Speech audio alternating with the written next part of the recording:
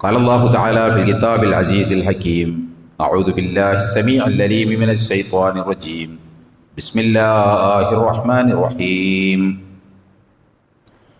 يريدون ليطفئوا نور الله بأفواههم والله متم نوره ولو كره الكافرون والذي أرسل رسوله بالهدى ودين الحق ليظهره على الدين كله ولو كره المشركون صدق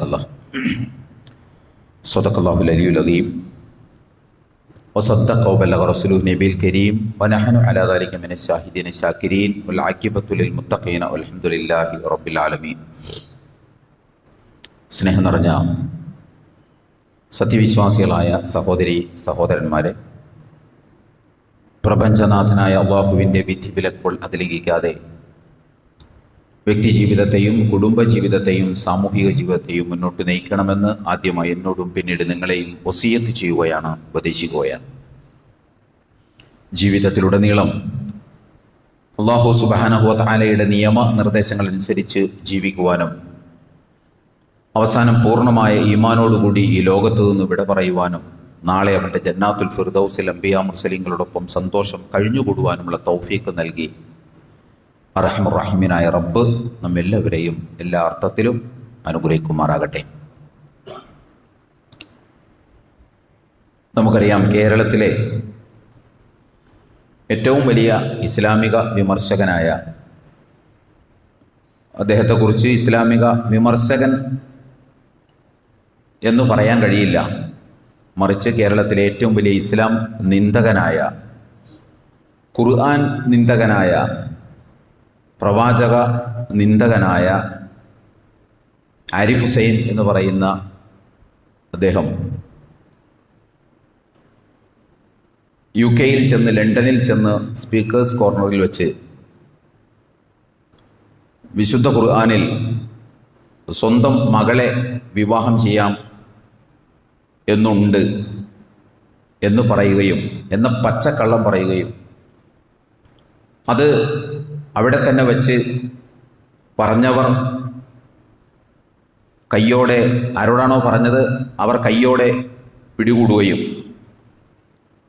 അതിനെ തുടർന്ന് അത് ഖുർആനിലല്ല ഹദീസിലാണെന്ന് രവിചന്ദ്രനും, അല്ലാതെ ഹദീസിലും അല്ല ഫത്ഹുൽ മുഈനിലാണെന്ന് നമ്മുടെ ജബ്ബാർ മാഷുമൊക്കെ തിരുത്തു കൊടുക്കുകയും അതിനുശേഷം വീണത് വിദ്യയാക്കിയ കാര്യങ്ങളൊക്കെ നമ്മൾ സോഷ്യൽ മീഡിയയിലൂടെ ധാരാളമായി അറിഞ്ഞിട്ടുണ്ടാകും. എൻ്റെ മുമ്പിലിരിക്കുന്ന ആളുകൾ അമ്മാതിരി അതുമായി ബന്ധപ്പെട്ട ചർച്ചകൾ നടന്നിരുന്നു. നമുക്കറിയാം, വിശുദ്ധ ഖുർആൻ വളരെ എക്സ്പ്ലിസിറ്റായി, വളരെ ഒബ്വിയസ്ലി പറഞ്ഞ ഒരു കാര്യം, അഥവാ വളരെ വ്യക്തമായി പറഞ്ഞ ഒരു കാര്യമാണ് മക്കളെ വിവാഹം ചെയ്യാൻ പാടില്ല എന്ന്. ഖുർആൻ അത് വളരെ വ്യക്തമായി നിഷിദ്ധമാക്കിയിട്ടുണ്ട്. വിശുദ്ധ ഖുർആൻ്റെ 4-ാം അധ്യായം സൂറത്തു നിസായിലെ 23-ാം വചനം അക്കാര്യം വ്യക്തമായി പറയുന്ന സൂക്തമാണ്. ഹുരിമത്ത് അലൈക്കും, നിങ്ങൾക്ക് ഹറാമാക്കിയിരിക്കുന്നു, ഉമ്മഹാത്തുക്കും വ ബനാത്തുക്കും വ അഖ്വാത്തുക്കും വ അമ്മാത്തുക്കും വ ഖാലാത്തുക്കും. ഹുരിമത്ത് അലൈക്കും, ഉമ്മഹാത്തുക്കും, നിങ്ങൾക്ക് ഉമ്മയെ വിവാഹം ചെയ്യൽ ഹറാമാക്കിയിരിക്കുന്നു. വ ബനാത്തുക്കും, മക്കളെ വിവാഹം ചെയ്യൽ ഹറാമാക്കിയിരിക്കുന്നു. വ അഖ്വാത്തുക്കും, സഹോദരിമാരെ വിവാഹം ചെയ്യൽ ഹറാമാക്കിയിരിക്കുന്നു.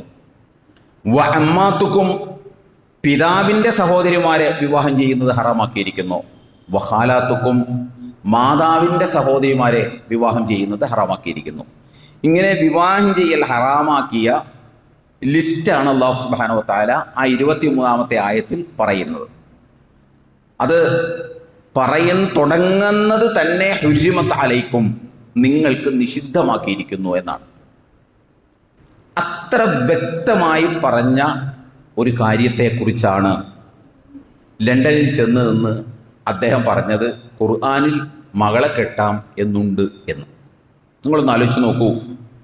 ഒരു മതത്തെ നിന്ദിക്കാൻ എന്ത് കളവും പറയാം എന്ന ഒരവസ്ഥയിലേക്കാണ് എക്സ്-മുസ്ലിങ്ങളും നവനാസ്തികരും എത്തിപ്പെട്ടിട്ടുള്ളത് എന്നാണ് ഇതിനകത്ത് നിന്ന് നമുക്ക് മനസ്സിലാവുക.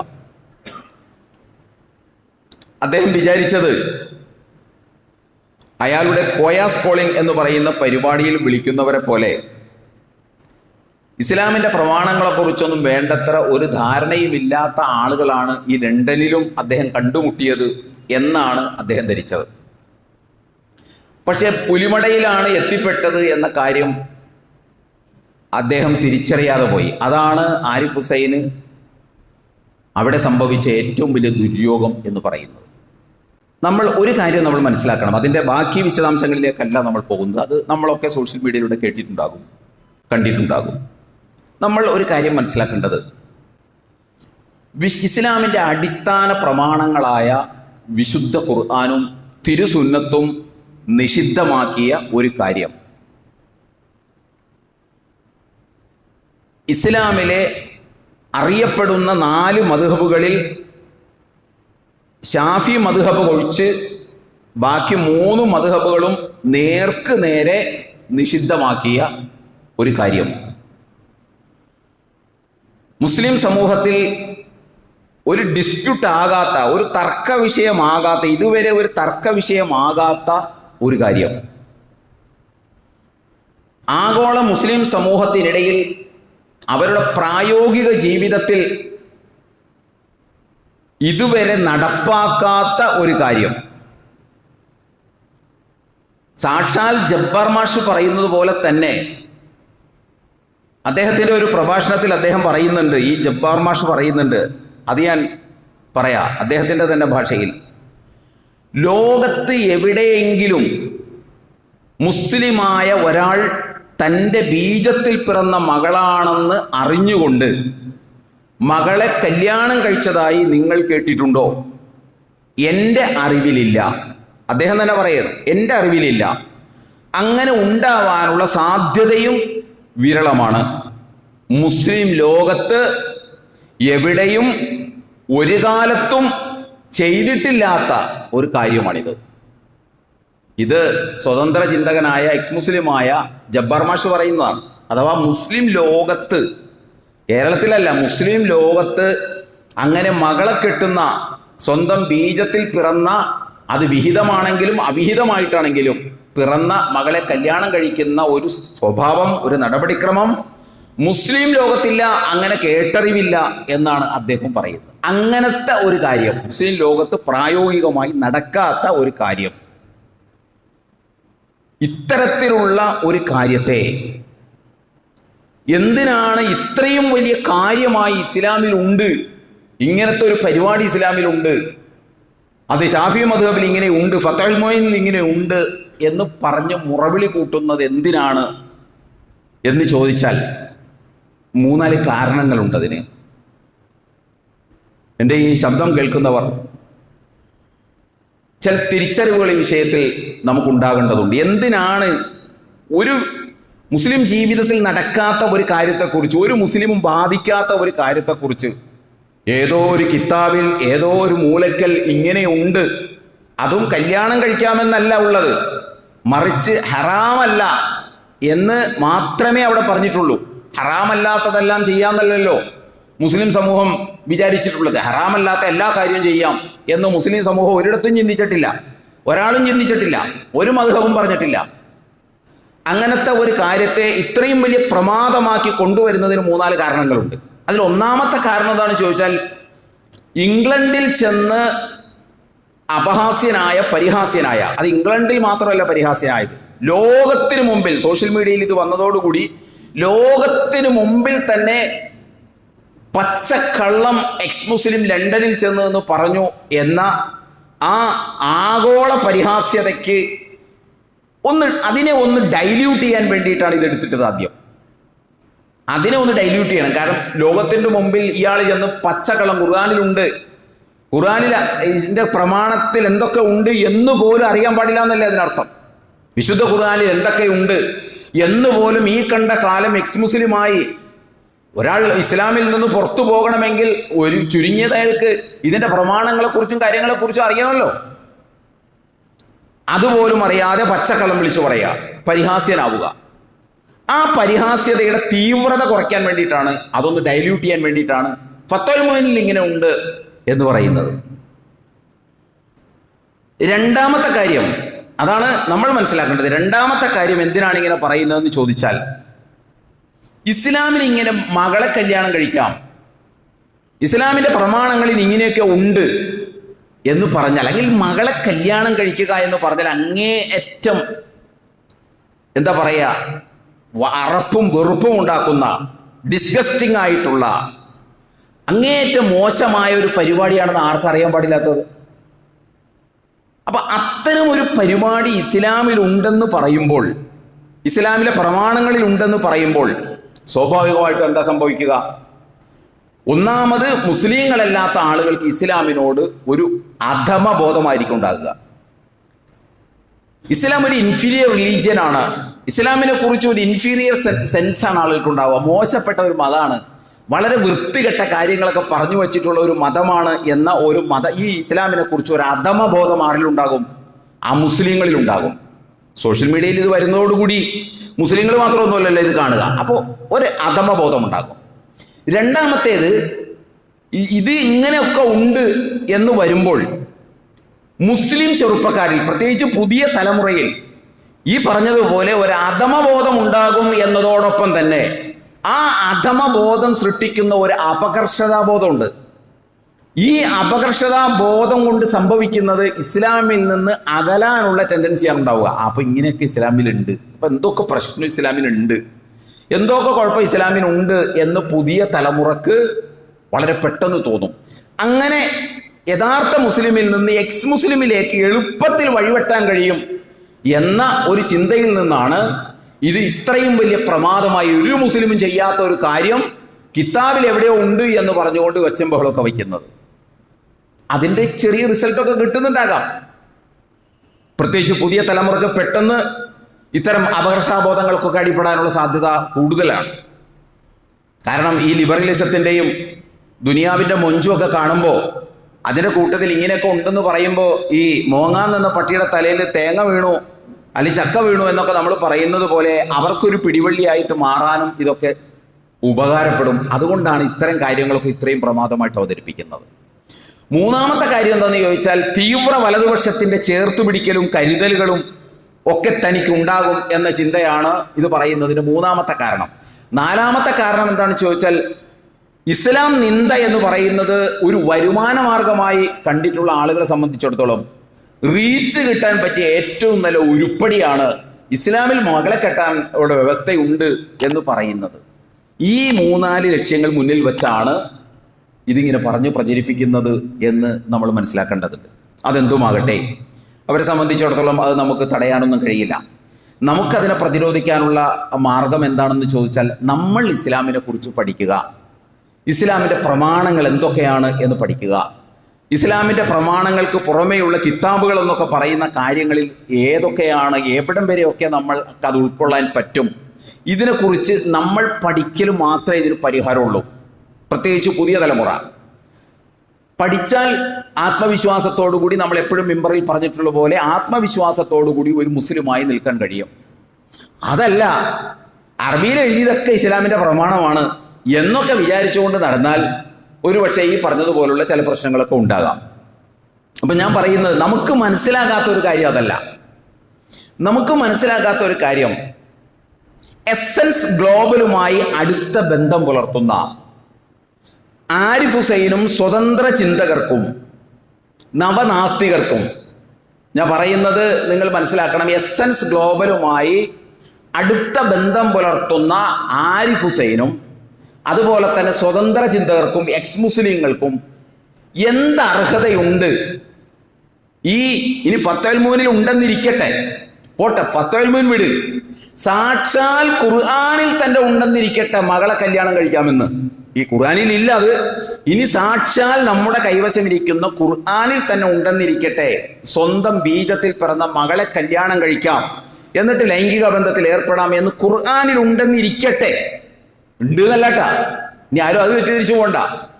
ഉണ്ടെന്ന് സങ്കല്പിച്ചാൽ തന്നെ അതിന് മ്ലേച്ഛമായ കാര്യം, അതിനെ മോശമായ കാര്യം, അതിനെ ഡിസ്ഗസ്റ്റിംഗ് ആയിട്ടുള്ള കാര്യം എന്ന് പറയാൻ എസൻസ് ഗ്ലോബലുമായി ബന്ധമുള്ള ആരിഫിനും നവനാസ്തികർക്കും എക്സ് മുസ്ലിങ്ങൾക്കും എന്ത് അർഹതയാണുള്ളത്? എന്തപ്പം ഇങ്ങനെ പറയുന്നത് എന്നൊരു പക്ഷേ നിങ്ങൾ ചിന്തിച്ചേക്കും. അതിന് കാരണമുണ്ട്. ഇതെന്താണെന്ന് മനസ്സിലാക്കണമെന്നുണ്ടെങ്കിൽ എസൻസ് ഗ്ലോബൽ എന്താണെന്ന് ആദ്യം അറിയണം. എസൻസ് ഗ്ലോബൽ എന്താണെന്ന് ചോദിച്ചാൽ, കേരളത്തിൽ ജനങ്ങൾക്ക്, സമൂഹത്തിൽ ശാസ്ത്രീയ മനോഭാവവും സ്വതന്ത്ര ചിന്തയും പ്രോത്സാഹിപ്പിക്കാൻ വേണ്ടി കേരളത്തിലെ നാസ്തികരുടെ തലതൊട്ടപ്പൻ എന്ന് പറയുന്ന സി രവിചന്ദ്രൻ 2018 ഉണ്ടാക്കിയ ഒരു യുക്തിവാദ സംഘടനയാണ് എസൻസ് ഗ്ലോബൽ എന്ന് പറയുന്നത്. ഒരു നാസ്തിക സംഘടനയാണ് എസൻസ് ഗ്ലോബൽ 2018. ആ എസൻസ് ഗ്ലോബലുമായി അടുത്ത ബന്ധം പുലർത്തുന്നയാളാണ് ഈ ആരിഫ് ഹുസൈൻ. നിങ്ങൾക്ക് ഗൂഗിളിൽ സെർച്ച് ചെയ്താൽ ആ വിവരം കിട്ടും. ഈ എസൻസ് ഗ്ലോബലുമായിട്ട് അടുത്ത ബന്ധം പുലർത്തുന്ന മറ്റൊരാളാണ് മനുപ്രസാദ് എന്ന് പറയുന്ന സ്വതന്ത്ര ചിന്തകൻ. ഇവർ രണ്ടുപേരും ഈ എസൻസ് ഗ്ലോബലിന്റെ മാഗസിനിൽ മതത്തിനെതിരെയും സ്വതന്ത്ര ചിന്തയെക്കുറിച്ചും എല്ലാം ധാരാളമായി എഴുതുന്ന ആളുകളാണ്. ഇവർ രണ്ടുപേരും എസൻസ് ഗ്ലോബിന്റെ പ്ലാറ്റ്ഫോമിൽ സജീവ സാന്നിധ്യമുള്ള ആളുകളാണ്. ഒന്ന് ആരിഫ് ഹുസൈൻ, മറ്റൊന്ന് മനുപ്രസാദ്. ഈ എസൻസ് ഗ്ലോബലിന്റെ വാർഷിക പരിപാടിയുടെ പേരാണ് ലിറ്റ്മസ് എന്ന് പറയുന്നത്. അതിന്റെ 1ാം വാർഷികം നടന്നത് 2018 ഇതിനുണ്ടായത്. അതിന്റെ 1ാം വാർഷികം നടന്നത് 2019 ഒക്ടോബർ മാസം 6-ാം തീയതി കോഴിക്കോട് സ്വപ്ന നഗരിയിൽ വെച്ചാണ്. ആയിരക്കണക്കിന് ആളുകൾ അതിനകത്ത് പങ്കെടുത്തിരുന്നു. ആ സ്വപ്ന നഗരിയുടെ വേദിയിൽ എസൻസ് ഗ്ലോബലുമായി അടുത്ത ബന്ധം പുലർത്തുന്ന അവരുടെ പ്രഭാഷകനായ, അവരുടെ എഴുത്തുകാരനായ മനുപ്രസാദ് ഒരു പ്രസംഗം നടത്തുന്നുണ്ട് അതിനകത്ത്. ആ പ്രസംഗത്തിൽ അദ്ദേഹം പറയുന്ന കാര്യം നിങ്ങളൊന്ന് കേൾക്കണം. അതാണ് ഞാൻ പറഞ്ഞത്. ഇവർക്കിനി ഖുർആനിൽ തന്നെ അതുണ്ടെങ്കിൽ പോലും ഇവിടുത്തെ ഒരൊറ്റ സ്വതന്ത്ര ചിന്തകനും അതുമായി ബന്ധം പുലർത്തുന്ന ഒരൊറ്റ എക്സ് മുസ്ലിമിനും ഇത് പറയാനുള്ള യാതൊരു അർഹതയുമില്ല. എന്താ കാര്യം എന്ന് ചോദിച്ചാൽ മനുപ്രസാദിന്റെ പ്രഭാഷണമാണ് അതിന് കാരണം. മനുപ്രസാദ് എന്താണ് മകളെ കല്യാണം കഴിച്ചാൽ ഈ മകളുമായി, സ്വന്തം മകളുമായി ലൈംഗിക ബന്ധത്തിൽ ഏർപ്പെടുന്നതിനെ കുറിച്ച്, സ്വന്തം മാതാവുമായി ലൈംഗിക ബന്ധത്തിൽ ഏർപ്പെടുന്നതിനെ കുറിച്ച്, സ്വന്തം സഹോദരിയുമായി ലൈംഗിക ബന്ധത്തിൽ ഏർപ്പെടുന്നതിനെ കുറിച്ച് മനുപ്രസാദ് എന്താണ് ഇവരുടെ ഔദ്യോഗിക വേദിയിൽ വെച്ച്, സ്വതന്ത്ര ചിന്തകരുടെ വേദിയിൽ വെച്ച് പറഞ്ഞെന്താന്ന് കൂടി നമ്മളൊന്ന് കേൾക്കണം. അദ്ദേഹത്തിന്റെ പ്രസംഗത്തിൽ അദ്ദേഹത്തിന്റെ തന്നെ വാക്കുകൾ നിങ്ങളൊന്ന് കേട്ടോളൂ. അപ്പോൾ മനസ്സിലാകും നമ്മൾ എന്തുകൊണ്ടാണ് ഇവർക്ക് എന്ത് അർഹതയുണ്ട് ഇതൊക്കെ പറയാൻ എന്ന്. മനുപ്രസാദ് പറയുകയാണ്, സ്വതന്ത്ര ലൈംഗികത നമ്മുടെ പാർട്ടാണ്. സ്വതന്ത്ര ലൈംഗികത എന്ന് പറഞ്ഞാൽ തന്നെ നമുക്കറിയാലോ, സ്വതന്ത്ര ഇഷ്ടം പോലെ പരസ്പര സമ്മതത്തോടുകൂടി ലൈംഗിക ബന്ധത്തിൽ ഏർപ്പെടുന്നതാണ് സ്വതന്ത്ര ലൈംഗികത എന്ന് പറയുന്നത്. വിവാഹമൊന്നുമില്ല, പരസ്പര സമ്മതത്തോടുകൂടി ലൈംഗിക ബന്ധത്തിൽ ഏർപ്പെടുക ഇസ്ലാം അങ്ങേയറ്റം ഹറാമാക്കിയിട്ടുള്ള ഒരു കാര്യമാണ്. അതിന് നമ്മുടെ രാജ്യത്ത് നിയമ സുരക്ഷിതത്വമുണ്ട് എന്നുകൂടി നമ്മൾ മനസ്സിലാക്കണം. നമ്മുടെ രാജ്യത്ത് നിയമ സുരക്ഷിതത്വമുണ്ട്. പരസ്പര സമ്മതത്തോടുകൂടി ഏതൊരു സ്ത്രീയുമായി ലൈംഗിക ബന്ധത്തിൽ ഏർപ്പെട്ടാലും കോടതിയിൽ പോയാൽ അവരെ ശിക്ഷിക്കില്ല. നിയമ സംരക്ഷണം ഇവിടെ ഉണ്ട്. അപ്പോൾ മനുപ്രസാദ് പറയുകയാണ്, സ്വതന്ത്ര ലൈംഗികത നമ്മുടെ പാർട്ടാണ്. സ്വതന്ത്ര ചിന്താഗതിയുടെ ഒരു പാർട്ടാണ് സ്വതന്ത്ര ലൈംഗികത. അല്ലാതെ അതിനു വേണ്ടിയിട്ടല്ല ഇവിടെ കൊടിയും പിടിച്ച് നടക്കുന്നത്. പക്ഷേ അതൊരു പാർട്ടാണ്. ഇപ്പൊ ഈ സ്വതന്ത്ര ലൈംഗികത പാർട്ടാണെന്ന് ഈ ഒരു പ്രഭാഷണത്തെ എത്ര പ്രാവശ്യം പുള്ളി പറഞ്ഞു? 3 പ്രാവശ്യം പറഞ്ഞു. 3 പ്രാവശ്യം പുള്ളി പറഞ്ഞു ഇത് നമ്മുടെ പാർട്ടാണെന്ന്. എന്ന് പറഞ്ഞത് നമ്മുടെ ഭാഗമാണ്, നമ്മുടെ സ്വതന്ത്ര ചിന്തയുടെ ഭാഗമാണ് സ്വതന്ത്ര ലൈംഗികത. അതെങ്ങനെ വേണം? നമ്മൾ ലൈംഗികതയെ കാണുന്നത് മ്യൂച്വൽ കൺസെന്റിന്റെ അടിസ്ഥാനത്തിലാണ്. മ്യൂച്വൽ കൺസെന്റ് എന്ന് പറഞ്ഞാൽ പരസ്പര സമ്മതം. പരസ്പര സമ്മതത്തിന്റെ അടിസ്ഥാനത്തിലാണ്. ബലാത്സംഗമൊന്നും ചെയ്യാൻ പാടില്ല. പരസ്പര സമ്മതത്തിന്റെ അടിസ്ഥാനത്തിലാണ് ബന്ധപ്പെടുന്നത്, ലൈംഗിക ബന്ധത്തിൽ ഏർപ്പെടുന്നത്, സെക്സ് ചെയ്യുന്നത്, സെക്ഷൽ ആക്ടിവിറ്റി ചെയ്യുന്നത് തെറ്റായി നമ്മൾ കാണുന്നില്ല. അത് നമ്മുടെ സ്വതന്ത്ര ചിന്തയുടെ പാർട്ടാണ്. പരസ്പര സമ്മതത്തോടു കൂടിയുള്ള ലൈംഗിക ബന്ധത്തെ ഒരു കാരണവശാലും എതിർക്കേണ്ട കാര്യമില്ല.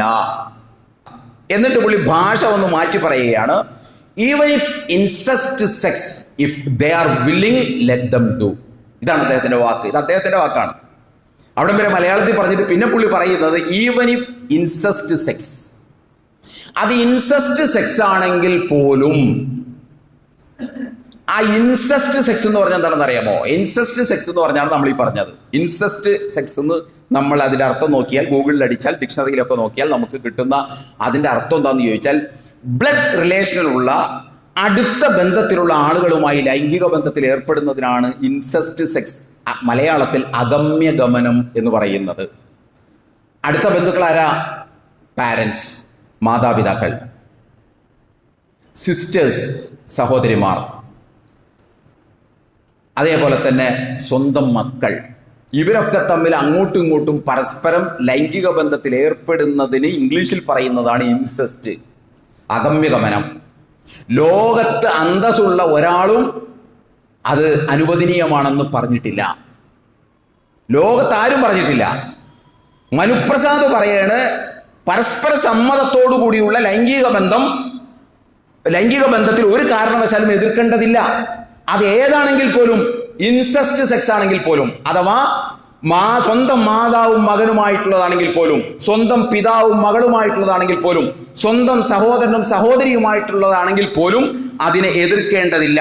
ഇഫ് ദേ ആർ വില്ലിങ്, അവർ അത് ആഗ്രഹിക്കുന്നുവെങ്കിൽ ലെറ്റ് ദം ഡു, അവരെ ചെയ്തോട്ടെ, അല്ലെങ്കിൽ അവർക്കത് ചെയ്യാം എന്നാണ് മനുപ്രസാദ് പറയുന്നത്. എന്നിട്ട് പുള്ളി പരിതപിക്കേണ്ടതിനെ കുറിച്ച് അതുകൂടി നിങ്ങൾ കേൾക്കണം. സ്വതന്ത്ര ചിന്തകർക്ക് ഒരു രീതിയുണ്ട്. 100 സ്വതന്ത്ര ചിന്തകരുണ്ടെങ്കിൽ 1001 സ്വതന്ത്ര ചിന്തയാണ് എന്നാണ് പറയാറുള്ളത്. അതുകൊണ്ട് തന്നെ ചില സ്വതന്ത്ര ചിന്തകർ ഞാൻ ഈ പറഞ്ഞതിനെ അനുകൂലിച്ചു കഴിഞ്ഞാൽ മറ്റുള്ളവർ എന്ത് വിചാരിക്കും, എന്ത് കരുതും? മറ്റു ചിലർ വിചാരിക്കുന്നത് ഞാൻ ഇതിനെ പ്രതികൂലിച്ചു കഴിഞ്ഞാൽ എന്തായിരിക്കും കരുതുന്നത്. അതുകൊണ്ട് ചില സ്വതന്ത്രരൊക്കെ വളരെ നല്ല ഗൗരവതരമായ മൗനമൊക്കെ അങ്ങോട്ട് അവലംബിച്ച് കളയും. പുള്ളി പറയുന്ന അങ്ങനെ അവലംബിക്കേണ്ട കാര്യമൊന്നുമല്ല, അത് ഇതൊക്കെ സമ്മതമാണെങ്കിൽ നടത്താൻ പറ്റുന്ന കാര്യമാണ് എന്നാണ്. ഇൻസെസ്റ്റ് സെക്സ് ഓർത്തിരിക്കുക, അഥവാ അഗമ്യഗമനം, ക്ലോസ് റിലേറ്റീവ്സ് തമ്മിലുള്ള ബ്ലഡ് റിലേറ്റീവ്സ് തമ്മിലുള്ള ലൈംഗിക ബന്ധം. ഇത് ഈ സ്വതന്ത്ര, ഈ ആരിഫ് അടക്കമുള്ള, ആരിഫിന് സജീവ സാന്നിധ്യമുള്ള എസൻസ് ഗ്ലോബലിൽ നടത്തിയ 2019 ഒക്ടോബർ 6 കൂടിയ ലിറ്റ്മസ് 2019 വേദിയിൽ നടത്തിയതാണ് ഈ പ്രസംഗം. ഇത് പ്രസംഗിക്കുന്ന ഒരാൾക്ക്, ഇത് പ്രസംഗിക്കുകയും ഇത് അംഗീകരിക്കുകയും ചെയ്യുന്ന ഒരാൾക്ക് എങ്ങനെയാണ് സാക്ഷാൽ ഖുർആനിൽ തന്നെ ഇങ്ങനെ ഉണ്ടെങ്കിൽ എതിർക്കുക? ഇവര് ശരിക്കും എന്താ ചെയ്യേണ്ടത്? ഇവര് ഖുർആനിനെയാണ് എതിർക്കേണ്ടത്. ഖുർആനിൽ ഇപ്പൊ യഥാർത്ഥത്തിൽ എന്താ ഉള്ളത്? സ്വന്തം മകളെ കല്യാണം കഴിക്കാൻ പാടില്ല എന്നാണ് ഖുർആനിലുള്ളത്. അത് വിഹിതമാണെങ്കിൽ അവിഹിതമാണെങ്കിൽ കല്യാണം കഴിക്കാൻ പാടില്ല, ഹറാമാണ് എന്ന് ഖുർആനിൽ പറയുന്നു. ഇവരെ എതിർക്കേണ്ടത് അതിനല്ലേ? അള്ളാഹ്ക്ക് എന്ത് അധികാരമുണ്ട് പരസ്പര സമ്മതത്തോടുകൂടി ലൈംഗിക ബന്ധത്തിൽ ഏർപ്പെടാൻ സന്നദ്ധതയുള്ള മാതാവിനെയും മകനെയും, സ്വന്തം സഹോദരനെയും സഹോദരിയെയും, പിതാവിനെയും മകളെയും പാടില്ല എന്ന് പറയാൻ അള്ളാഹ്ക്ക് എന്ത് അധികാരമുണ്ടെന്നല്ലേ ഇവർ ചോദിക്കേണ്ടത്? ഇവർ ശരിക്കും ചോദിക്കേണ്ടത് അതല്ലേ? ഇവർക്ക് പറയുന്നതിനോട് ആത്മാർത്ഥതയുണ്ടെങ്കിൽ ഇവർ ചോദിക്കേണ്ടത് എന്താ? ഖുർആനിൽ ഈ പറഞ്ഞത് തെറ്റാണ്, ഖുർആനിൽ സ്വന്തം മകളെ കല്യാണം കഴിക്കാൻ പാടില്ല എന്നാണ് പറഞ്ഞിട്ടുള്ളത്, ഇത് പറയാൻ അള്ളാഹ്ക്ക് എന്ത് അധികാരമുണ്ട്? ഇത് പറയാൻ ഖുർആനിന് എന്ത് അധികാരമുണ്ട്? പരസ്പര സമ്മതമുണ്ടെങ്കിൽ ആയിക്കൂടെ എന്നല്ലേ ഇവർ ചോദിക്കേണ്ടത്. അല്ലാതെ ഖുർആനിൽ ഇങ്ങനെ ഉണ്ടല്ലോ എന്ന് പറഞ്ഞ്, അല്ലെങ്കിൽ ഫത്തുൽ മുഈനിൽ ഇങ്ങനെ ഉണ്ടല്ലോ എന്ന് പറഞ്ഞ് ആക്ഷേപിക്കുകയല്ലോ ചെയ്യേണ്ടത്. ഫത്തുൽ മുഈനിൽ അങ്ങനെ ഉണ്ടെങ്കിൽ ഇവരെന്താ ചെയ്യേണ്ടത്? ഇവരതിനെ സ്വാഗതം ചെയ്യല്ലേ ചെയ്യേണ്ടത്. ഞങ്ങളുടെ ചിന്തയോട് ഇസ്ലാമിക കർമ്മശാസ്ത്രം അടുത്തു വന്നിരിക്കുന്നു എന്നല്ലേ ഇവർ വിചാരിക്കേണ്ടത്, അല്ലാതെ ഇതിനെ എതിർക്കുകയല്ലോ ചെയ്യേണ്ടത്. അതിനിവർ എതിർക്കുകയാണ് ചെയ്യുന്നത്. നിങ്ങളൊന്ന് ആലോചിച്ച് നോക്കൂ. അതാണ് ഞാൻ പറയാൻ കാര്യം. വിശുദ്ധ ഖുർആനിൽ ഈ പറഞ്ഞതിനെ എന്നെയാണ് ഇവർ എതിർക്കേണ്ടിയിരുന്നത്. ഇവർക്ക് യാതൊരു അർഹതയുമില്ല. ഇൻസെസ്റ്റ് സെക്സിനെ എതിർക്കാനുള്ള യാതൊരു അർഹതയും നവനാസ്തികർക്കില്ല, പ്രത്യേകിച്ച് എസൻസ് ഗ്ലോബലുമായി സഹകരിക്കുന്ന ആളുകൾക്ക് ആർക്കുമില്ല. അങ്ങനെ സഹകരിക്കുന്ന ഒരാളാണ് ഈ ലണ്ടനിൽ പോയ ആരിഫ് ഹുസൈൻ എന്ന് പറയുന്നത്. നമ്മൾ വെറുതെ വിളിച്ചു പറയുന്നൊന്നുമല്ല, ആർക്ക് തപ്പിയാലും കിട്ടുന്ന കാര്യമാണ്. പിന്നെ നവനാസ്തികരോ സ്വതന്ത്ര ചിന്തകരോ ഇത്തരത്തിലുള്ള സെക്സ് ആവാം, ഇൻസെസ്റ്റ് സെക്സ് ആവാം എന്ന് പറഞ്ഞാൽ ഞാൻ അവരെ കുറ്റപ്പെടുത്തൂല. കാരണം അവർക്ക് അതേ പറയാൻ കഴിയും. മുഖ്ലിസായ ഒരു നവനാസ്തികന്, ഇഖ്ലാസുള്ള ഒരു സ്വതന്ത്ര ചിന്തകന് ഇൻസെസ്റ്റ് സെക്സ് പാടുണ്ട് എന്ന് പറയാനേ കഴിയൂ. അതിനപ്പുറത്ത് പാടില്ല എന്ന് പറയുന്നുണ്ടെങ്കിൽ അവൻ നാസ്തികതയിൽ, യുക്തിവാദത്തിൽ, സ്വതന്ത്ര ചിന്തയിൽ വെള്ളം ചേർത്തിട്ടുണ്ടെന്നാണ് അതിനർത്ഥം. അവൻ വെള്ളം ചേർത്ത യുക്തിവാദമാണ് പറയുന്നത്, അവൻ വെള്ളം ചേർത്ത സ്വതന്ത്ര ചിന്തയാണ് പറയുന്നത്, അവൻ വെള്ളം ചേർത്ത നാസ്തികതയാണ് അവതരിപ്പിക്കുന്നത്. ഇഖ്ലാസുള്ള നാസ്തികന് ഈ പറഞ്ഞതുപോലുള്ള ബ്ലഡ് റിലേറ്റീവ്സ് തമ്മിലുള്ള ലൈംഗിക ബന്ധത്തെ ന്യായീകരിക്കാനേ കഴിയൂ. എന്തുകൊണ്ടാണെന്ന് ചോദിച്ചാൽ, ഒരു വശത്ത് ദൈവത്തെ പാടെ നിഷേധിക്കുകയും മറുവശത്ത് മനുഷ്യൻ മൃഗത്തിന്റെ പരിണാമത്തിന്റെ തുടർച്ചയാണ് എന്ന് വാദിക്കുകയും ചെയ്യുമ്പോൾ, നമ്മുടെ നാട്ടിൽ നമ്മൾ നിത്യേന കണ്ടുകൊണ്ടിരിക്കുന്ന കോഴിയും പൂച്ചയും പട്ടിയും ആടും എല്ലാം ഇൻസെസ്റ്റ് സെക്സ് ചെയ്യുന്ന ജീവികളാണ്. അവരെല്ലാം ഇൻസെസ്റ്റ് സെക്സിൽ ഏർപ്പെടുന്നത് നമ്മൾ കാണുന്നതാണ്. നമ്മുടെ വീടിന്റെ മുറ്റത്ത് നമ്മൾ കാണുന്നതാണ്. നമ്മൾ അടച്ചിട്ടിരിക്കുന്ന കൂട്ടിൽ നമ്മൾ കാണുന്നതാണ്. അതിന്റെ തുടർച്ചയാണ് മനുഷ്യനെന്ന് പറയുമ്പോൾ പിന്നെ ഇവർക്ക് ഇതല്ലാതെ വേറെ എന്താ പറയാൻ പറ്റുക? ഇവർക്ക് അതല്ലേ പറയാൻ പറ്റുള്ളൂ. ഇനിയത്തെ കാര്യം നമ്മളൊന്ന് നന്നായി മനസ്സിലാക്കണം. ഇനി ഏതെങ്കിലും സ്വതന്ത്ര ചിന്തകൻ, ഏതെങ്കിലും നവനാസ്തികൻ, ഏതെങ്കിലും എക്സ് മുസ്ലിം, ഇത് മ്ലേച്ഛമായ പരിപാടിയാണ്, ഇത് അറപ്പുളവാക്കുന്ന പരിപാടിയാണ്, ഇത് ഡിസ്ഗസ്റ്റിംഗ് ആയിട്ടുള്ള പരിപാടിയാണ്, ഇത് ഡെസ്പിക്കബിൾ ആയിട്ടുള്ള പരിപാടിയാണ്, ഇത് മോശം പരിപാടിയാണ് എന്ന് പറയുന്നുണ്ടെങ്കിൽ അയാളെ കൊണ്ടത് പറയിപ്പിക്കുന്നത് സ്വതന്ത്ര ചിന്തയുടെ തെളിവിന്റെ പിൻബലമല്ല. അതിനപ്പുറം മതം മനുഷ്യന് നൽകിയ ധാർമ്മിക ബോധം ഇവിടെ നിലനിൽക്കുന്നത് കൊണ്ടും ആ ധാർമ്മിക ബോധം പൊതുബോധമായി ഇവിടെ നിലനിൽക്കുന്നതുകൊണ്ടും അവർ പോലും അറിയാതെ ആ പൊതുബോധം അവരെ ശക്തമായി സ്വാധീനിക്കുന്നത് കൊണ്ടുമാണ് അവർ ഇത് തെറ്റാണെന്ന് പറയുന്നുണ്ടെങ്കിൽ, തെറ്റാണെന്ന് അവരെ തോന്നിപ്പിക്കുന്നുണ്ടെങ്കിൽ അതിന്റെ കാരണം. അല്ലാതെ സ്വതന്ത്ര ചിന്തയിലൂടെ കിട്ടിയ തെളിവിന്റെ അടിസ്ഥാനത്തിലല്ല.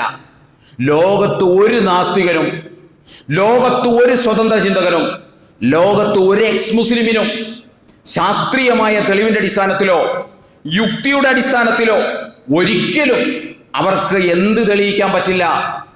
ഇൻസെസ്റ്റ് സെക്സ് ഇമ്മോറൽ ആക്ടിവിറ്റിയാണ്, ബ്ലഡ് റിലേറ്റീവ്സ് തമ്മിലുള്ള ലൈംഗിക ബന്ധം വെറുക്കപ്പെടേണ്ട കാര്യമാണ് എന്ന് സമർത്ഥിക്കാൻ ജന്മത്തിൽ ഒരു സ്വതന്ത്ര ചിന്തകന് സാധ്യമാവില്ല, ഒരിക്കലും കഴിയില്ല. ഇന്ന് നവനാസ്തികതയും സ്വതന്ത്ര ചിന്തയും നേരിടുന്ന ഏറ്റവും വലിയ കുരുക്കാണത്. അവർക്കിത് സമർത്ഥിക്കാൻ കഴിയില്ല. കാരണം അങ്ങനെ ചെയ്താൽ അവരുടെ ചിന്തയിൽ എന്താ പ്രശ്നം? ശാസ്ത്രീയമായിട്ട് എന്താ പ്രശ്നം?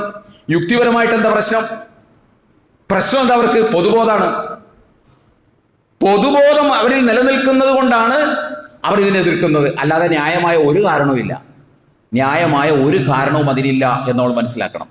അപ്പം അതുകൊണ്ട് ഇവർക്ക് ഈ കാര്യങ്ങളൊക്കെ പറഞ്ഞ് ഖുർആനിനെയോ ഫതഹുൽ മുഈനെയോ ഇതുപോലുള്ള ഇസ്ലാമിലെ ഒരു കർമ്മശാസ്ത്ര ഗ്രന്ഥത്തെയോ ചോദ്യം ചെയ്യാനുള്ള യാതൊരുവിധ ധാർമ്മികമായ അവകാശവും ഇവർക്കില്ല. അതിൻ്റെ കാരണങ്ങളാണിത്. ഇത് നിങ്ങൾ നന്നായി മനസ്സിലാക്കണം.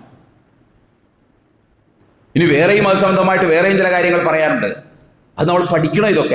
ഇതൊക്കെ പഠിച്ചാലാണ്, അല്ലെങ്കിൽ ഞാൻ നേരത്തെ പറഞ്ഞ പോലെ നമുക്കും ഇതൊക്കെ കേൾക്കുമ്പോൾ ചിലപ്പോൾ അങ്ങനെ ഉണ്ടോ, ഉണ്ടെങ്കിൽ മഹാമോശമാണല്ലോ, ഇതിപ്പോൾ എന്ത് മതം ഇത് എന്നൊക്കെ നമുക്കും തോന്നും. പിന്നെ നമ്മളൊട്ട് പഠിക്കുകയുമില്ല. ഇതാണ് ഇവരുദ്ദേശിക്കുന്നത്. കാരണം എല്ലാ മുസ്ലിങ്ങളും ഇതിൻ്റെ പ്രമാണങ്ങളോ പ്രമാണത്തിൻ്റെ ആധികാരികതയോ അല്ലെങ്കിൽ പറഞ്ഞതിൻ്റെ യുക്തിയോ ഒന്നും തേടി പോകില്ല. ഒരു വശത്ത് ഇവിടെ തന്നെ ഉറച്ചു നിന്ന് ഈ നിയമാവലികളൊക്കെ പാലിക്കണമെങ്കിൽ പ്രയാസമുണ്ട്. സ്വതന്ത്ര ചിന്തകനായ ഒരു വേലിക്കെട്ടുമില്ല, ഒരു മതിൽക്കെട്ടുമില്ല, ഒരു നിർബന്ധങ്ങളുമില്ല, നിബന്ധനകളുമില്ല. സ്വതന്ത്ര ചിന്തയാണ്. അതാണല്ലോ പുള്ളി എന്നെ പറഞ്ഞത്, 100 സ്വതന്ത്രം ഉണ്ടെങ്കിൽ 1001 സ്വതന്ത്ര ചിന്തയാണെന്ന് പറയണത്. അതിൻ്റെ കാര്യം എന്താ? എല്ലാവരും സ്വതന്ത്രമായി ചിന്തിക്കുകയാണ്. ഇപ്പം നിങ്ങൾക്ക് ഹറാമായിട്ട് തോന്നും, എനിക്ക് ഹലാലായിട്ട് തോന്നും. എൻ്റെ സ്വതന്ത്ര ചിന്ത അതാണ്. എനിക്ക് ഹറാമായിട്ട് നിങ്ങൾക്ക് ഹലാലായിട്ട് തോന്നും. ഇപ്പോൾ കണ്ടില്ലേ, ജബ്ബാർ മാഷ് ഇതിനെ ശക്തമായിട്ട് എതിർക്കുന്ന ആളാണ്. ഏത് ഇൻസെസ്റ്റ് സെക്സിനെ എതിർക്കുന്ന ആളാണ് കേരളത്തിലെ എക്സ് മുസ്ലിം ജബ്ബാർ മാഷ്. അതേസമയം പിന്നെ ആരിഫ് ഹുസൈനും അതേപോലെ തന്നെ മനുപ്രസാദും എല്ലാം ഇതിനെ അനുകൂലിക്കുന്ന ആളാണ്. അതാണ് സ്വതന്ത്ര ചിന്ത. സ്വതന്ത്ര ചിന്തയുടെ ഫിഖ് എന്ന് പറഞ്ഞാൽ ഇതാണ്. സ്വതന്ത്ര ചിന്തയുടെ കർമ്മശാസ്ത്ര ഫിഖ് എന്ന് പറയാൽ, കർമ്മശാസ്ത്രം എന്ന് പറയുന്നത് ഈ പറഞ്ഞതാണെന്ന് നമ്മൾ മനസ്സിലാക്കണം. പിന്നെ ഇനി അതിന് കൂട്ടത്തിൽ മറ്റൊരു കാര്യം പറയാനുള്ളത്, നമ്മൾ ഈ കിതാബിലുണ്ട് എന്ന് കേൾക്കുമ്പോഴേക്കും നമ്മൾ പകച്ചു പോകേണ്ടതില്ല. നമ്മൾ കിതാബിലുണ്ടെന്ന് കേൾക്കുമ്പോഴേക്കും നമ്മൾ ആകപ്പാടെ പകച്ചു പോകേണ്ടതില്ല. ലോകത്ത് അങ്ങനെ ഒരുപാട് കിതാബുണ്ട്. ഇസ്ലാമിൻ്റെ അടിസ്ഥാന പ്രമാണങ്ങൾ എന്ന് പറയുന്നത് വിശുദ്ധ ഖുർആനും തിരുസുന്നത്തുമാണ്. ഈ തിരുസുന്നത്തിനും വിശുദ്ധ ഖുർആനും പൂരകമായത് മാത്രമേ ഒരു വിശ്വാസി അംഗീകരിക്കാൻ ബാധ്യതയുള്ളൂ. ലോകത്ത് ഞാൻ പറഞ്ഞില്ല ഒരുപാട് കിതാബുണ്ട്. ലോകത്ത് 100 കണക്കിന് ഖുർആൻ ഇന്റർപ്രിട്ടേഷനുണ്ട്. ഈ ഖുർആൻ വ്യാഖ്യാന ഗ്രന്ഥങ്ങളുണ്ട് 100 കണക്കിന്. ലോകത്ത് 1000 കർമ്മശാസ്ത്ര ഗ്രന്ഥങ്ങളുണ്ട്. ആയിരക്കണക്കിന്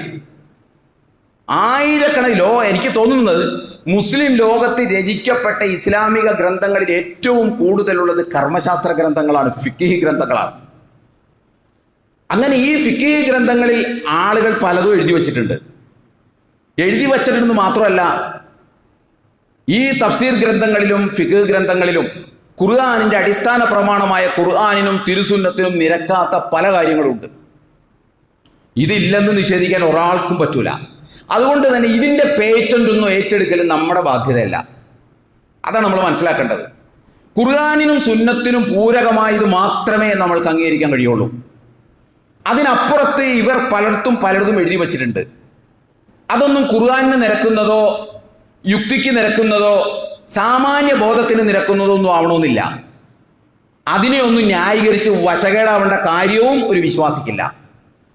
നമ്മൾ ഇസ്ലാമിനെയാണ് നെഞ്ചിലേറ്റുന്നതെങ്കിൽ വിശുദ്ധ ഖുർആൻ വളരെ എക്സ്പ്ലിസിറ്റ് ആയിട്ട് പറഞ്ഞു, ഹുർരിമത്ത് അലൈക്കും ഉമ്മഹാത്തുക്കും വ ബനാത്തുക്കും വ അഖവാത്തുക്കും വ അമ്മാത്തുക്കും വ ഖാലാത്തുക്കും. മകളെ കല്യാണം കഴിക്കാൻ പറ്റില്ല. അത് സ്വന്തം ബീജത്തിൽ പിറന്നതാണത്. അത് കല്യാണം കഴിച്ചിട്ടാണോ അങ്ങനെ പറഞ്ഞത്, കല്യാണം കഴിക്കാതെയാണോ അങ്ങനെ പറഞ്ഞത്, അതൊരു പ്രശ്നമേ അല്ല. അത് മകളാണ്. അപ്പം അതുകൊണ്ട് തന്നെ എനിക്ക് എൻ്റെ സഹോദരന്മാരോട് പറയാനുള്ളത്, നമ്മുടെ പ്രമാണങ്ങളെക്കുറിച്ചുള്ള കൃത്യമായ ധാരണ നമുക്ക് വേണം. വിശുദ്ധ ഖുർആനും തിരുസുന്നത്തിനും അനുസൃതമായി നമ്മുടെ ഇസ്ലാമികമായ കാഴ്ചപ്പാടുകളെ രൂപപ്പെടുത്താൻ കഴിയണം. ഗ്രന്ഥങ്ങൾ എന്ന പേരിൽ അറബിയിൽ ധാരാളം ഗ്രന്ഥങ്ങളുണ്ട്. അതിൽ ധാരാളം ശരികളുമുണ്ട്, അതിൽ തെറ്റുകളുമുണ്ട്. തെറ്റുകളെ തെറ്റാണെന്ന് പറയാനും ശരികളെ ശരിയാണെന്ന് അംഗീകരിക്കാനും ഇത് രണ്ടും മനസ്സിലാക്കിക്കൊണ്ട് അവരെ ആദരിക്കാനും നമുക്ക് കഴിയണം. നമുക്ക് കഴിയാതെ പോകുന്നത് അതാണ്. എനിക്ക് ആരെയെങ്കിലും ആദരിക്കണമെങ്കിൽ അയാൾ 100% പറഞ്ഞത് ശരിയായിരിക്കണം എന്ന എൻ്റെ വാശിയാണ്. ഞാൻ ഒരാളെ നിന്ദിച്ചാൽ പിന്നെ അയാൾ എന്ത് നന്മ ചെയ്താൽ അയാൾ അംഗീകരിക്കാൻ പറ്റില്ല. ഇങ്ങനെ എല്ലാ കാര്യങ്ങളും നമ്മൾ നോക്കുക. അതൊരു ജനാധിപത്യ മര്യാദയുടെ ഭാഗമല്ല. ഈ ജനാധിപത്യ മര്യാദ മുസ്ലിം സമൂഹത്തിലെ പണ്ഡിതന്മാർക്കടക്കം പലർക്കും ഇല്ല എന്നുള്ളതാണ് നമ്മൾ മനസ്സിലാക്കേണ്ടത്. ഒരാൾ കുറേ ശരികൾ പറഞ്ഞു, ആ പറഞ്ഞതിൻ്റെ കൂട്ടത്തിൽ ഒരു അബദ്ധം പറഞ്ഞു എങ്കിൽ ആ അബദ്ധത്തെ നമ്മൾ മാറ്റിവെക്കും, ആ ശരികൾ നമ്മൾ സ്വീകരിക്കും, അദ്ദേഹത്തെ നമ്മൾ ബഹുമാനിക്കും, അദ്ദേഹത്തെ നമ്മൾ ആദരിക്കും. പക്ഷെ അതിന് പകരം ഒരാൾ പറഞ്ഞത് മുഴുവൻ ശരിയായാലേ ഞാൻ അംഗീകരിക്കുള്ളൂ എന്ന വാദം പ്രായോഗികമായി നടപടിയാവുന്ന ഒരു കാര്യമല്ല. അതുകൊണ്ട് ഇസ്ലാമിൻ്റെ പ്രമാണങ്ങളെക്കുറിച്ച് നമ്മൾ നന്നായി മനസ്സിലാക്കണം. അല്ലാഹു സുബ്ഹാനഹു വ തആല കാര്യങ്ങൾ യഥാവിധി മനസ്സിലാക്കുവാൻ നമ്മെ എല്ലാവരെയും അനുഗ്രഹിക്കുമാറാകട്ടെ. കൂട്ടത്തിൽ പറയേണ്ട ഒരു കാര്യം, സമസ്ത കേരള ജമിയത്തുൽ ഉലമയുടെ സംസ്ഥാന general secretary professor Alikutty Musliyar മരണപ്പെട്ടു. അള്ളാഹു അദ്ദേഹത്തിന് മഗ്ഫിറത്തും റഹ്മത്തും നൽകി അനുഗ്രഹിക്കുമാറാകട്ടെ. ഒപ്പം എൻ്റെ ഒരു സുഹൃത്ത് ഹനീഫാജി എന്ന് പറയുന്ന എറണാകുളം മാർക്കറ്റിലൊക്കെ ബിസിനസ് ഉണ്ടായിരുന്ന എൻ്റെ ഒരു സുഹൃത്ത്, അദ്ദേഹം ഇന്നലെ മരണപ്പെട്ടു. ഇന്ന് രാവിലെ 8 മണിക്ക് അദ്ദേഹത്തിൻ്റെ ഖബറടക്കവും നടന്നു. അല്ലാഹു സുബ്ഹാനഹു വ തആല ഇരു കൂട്ടർക്കും മഗ്ഫിറത്തും റഹ്മത്തും നൽകി അനുഗ്രഹിക്കുമാറാകട്ടെ. അവരുടെ ബർസഖി ജീവിതത്തെ അല്ലാഹു സുബ്ഹാനഹു വ തആല ഐശ്വര്യപൂർണ്ണമാക്കി കൊടുക്കുമാറാകട്ടെ. നമ്മുടെ തൊട്ടടുത്ത ആശുപത്രി രോഗികളായി കഴിയുന്ന ആളുകൾക്ക് അല്ലാഹു ആശ്വാസം നൽകി അനുഗ്രഹിക്കുമാറാകട്ടെ. ഖുലു ഖൗലി ഹാദാ അസ്തഗ്ഫിറുല്ലാഹ ലി വലക്കും വലിജമീഇൽ മുസ്ലിമീന വൽ മുഅ്മിനീന അജ്മഈൻ ഫസ്തഗ്ഫിറുഹു ഇന്നഹു ഹുവൽ ഗഫൂറുർ റഹീം.